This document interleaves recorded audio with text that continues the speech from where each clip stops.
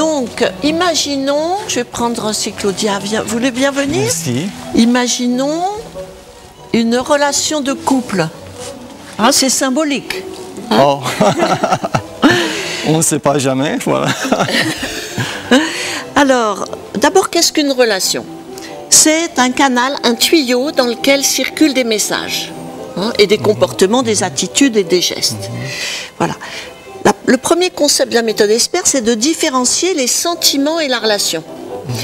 Vous pouvez avoir beaucoup d'amour, je montre l'amour que vous éprouvez, et elle peut avoir beaucoup d'amour aussi pour son partenaire, et puis néanmoins la relation peut être difficile, elle peut être tendue, tirée là, elle peut être bouchée, elle peut être malade, elle peut être en souffrance, et si la relation va mal, malgré tout le bel amour que vous pouvez avoir pour elle et l'amour qu'elle a pour vous, vous pouvez être en grande souffrance, et elle aussi, parce que vous n'avez pas appris à communiquer, et peut-être que vous croyez que tout est de sa faute.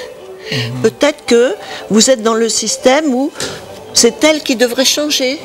Hein, et que si, par exemple, elle disait oui, quand vous lui demandez quelque chose, en confondant sentiment et relation, peut-être que vous lui dites « si tu m'aimais, tu dirais oui ». Et ça, c'est anti-relationnel. Hein. En fait, on peut avoir beaucoup de sentiments et une relation infernale. Ça se voit tous les jours. Beaucoup de couples se séparent, non pas parce qu'ils n'ont plus d'amour, mais parce qu'ils n'ont pas su se proposer une relation de respect mutuel et où chacun peut grandir avec l'autre.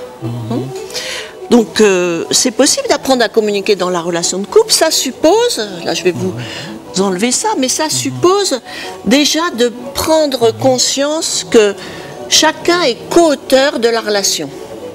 Si la relation va mal, c'est pas de sa faute, c'est pas de la vôtre. Vous êtes à 50% responsable. Ça, c'est un premier concept, principe de base de la méthode Esper. Nous sommes co-auteurs de toutes les relations. Co-auteur, ça veut dire que vous êtes responsable de ce que vous mettez dans la relation. Si vous lui envoyez un message positif, c'est bien vous qui l'envoyez. Et ça, c'est ce que je vous propose, d'envoyer des messages relationnels. Donc, vous êtes responsable de ce que vous envoyez dans la relation. Et elle est responsable de ce qu'elle fait avec le message. Si elle se blesse avec, c'est elle qui se blesse avec, mais si elle sait l'accueillir, c'est elle qui sait l'accueillir. Et voilà, donc co-auteur des relations, c'est formidable, parce que si la relation va mal, vous pouvez la changer. Tandis que si vous considérez que tout est de sa faute, finalement, vous ne pouvez rien faire. Si vous reconnaissez que vous avez 50% de responsabilité dans la qualité de cette relation, à ce moment-là, vous avez 50% de possibilité de l'améliorer. Et c'est déjà énorme.